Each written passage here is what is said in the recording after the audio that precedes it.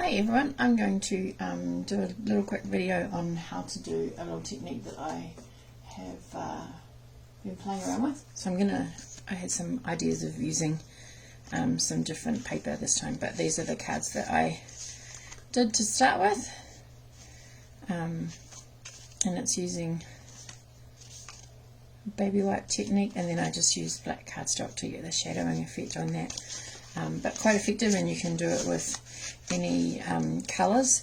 I don't know if you can see that, it's got slight shimmer in the paper. I've used the shimmery white for that.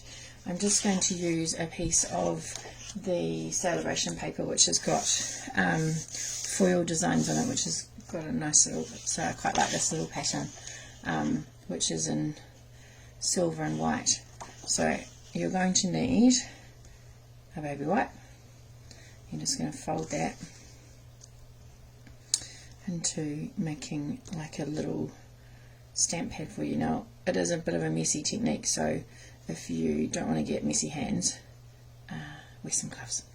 Okay, so I'm going to start with just I'll put it on an angle so you can see that.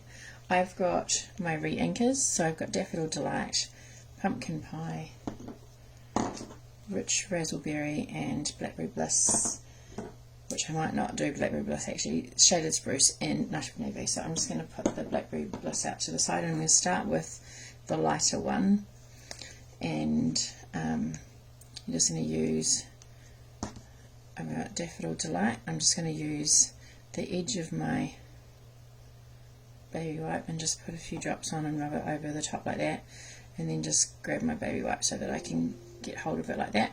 And you're just going to get your wipe so that the ink is down, and you're just going to swipe across for as far as you want.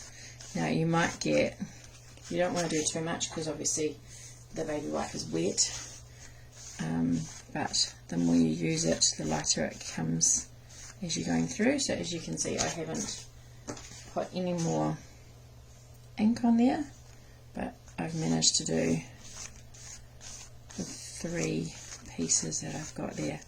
So then what you're going to do is just let them dry off a little bit.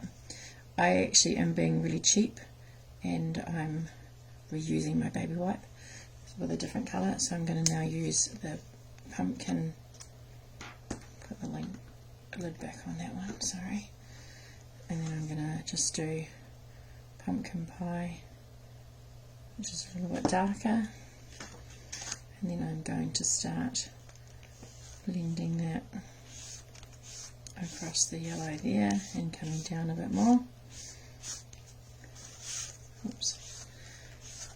With my other cards I actually did a whole A4 piece, and that was actually easier to kind of keep control of where my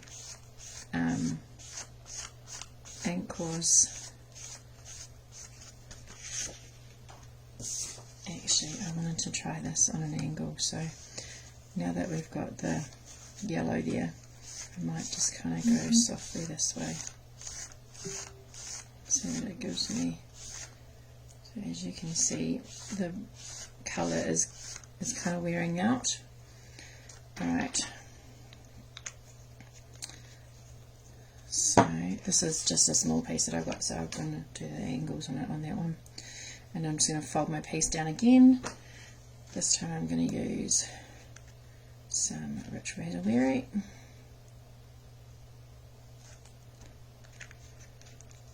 And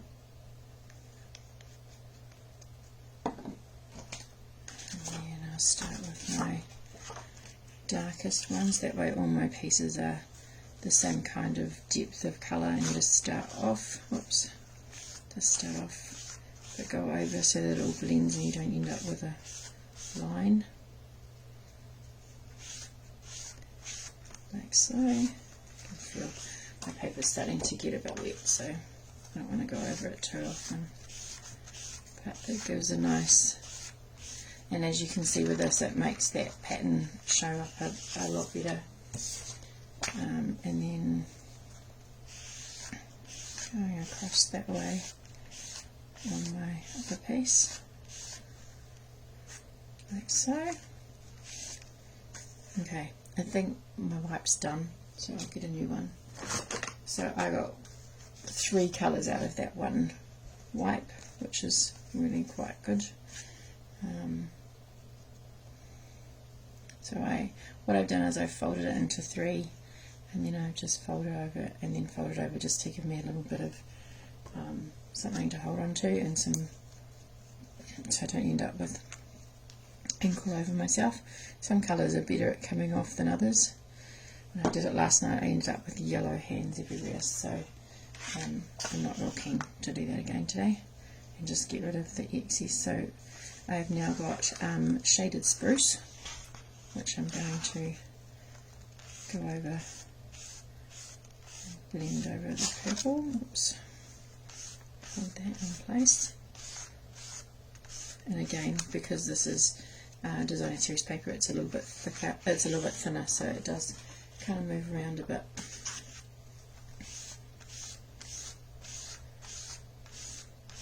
You just want to make sure that you get a nice coverage even around there too. And then this one,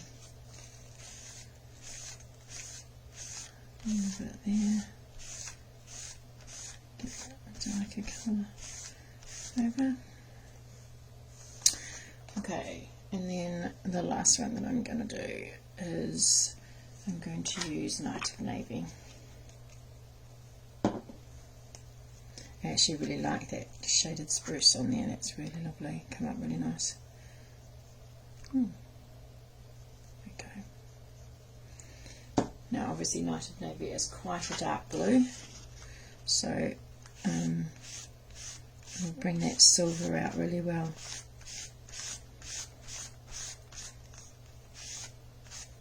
You want to try and get it in as much of one swipe as you can, so that you don't end up with drag marks through it.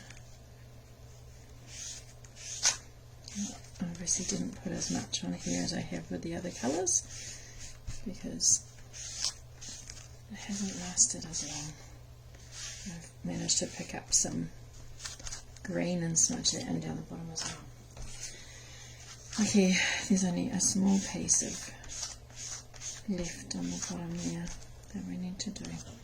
Alright, so that's that, and that is actually all you need to do to create those cards and those backgrounds. So this one I've got a longer piece, so it will cut and I'll end up just, you decide kind of what pattern or combination of colours that you want, or you could cut it as a strip and have it on a card or on a scrapbook page or something like that. So that is just a nice little quick technique that then you can just place, just leave it like that. It's lovely just like that, or you can place some outline cutouts on it, or you can stamp. So this one has got cutouts from it's in that Sea Silhouette range.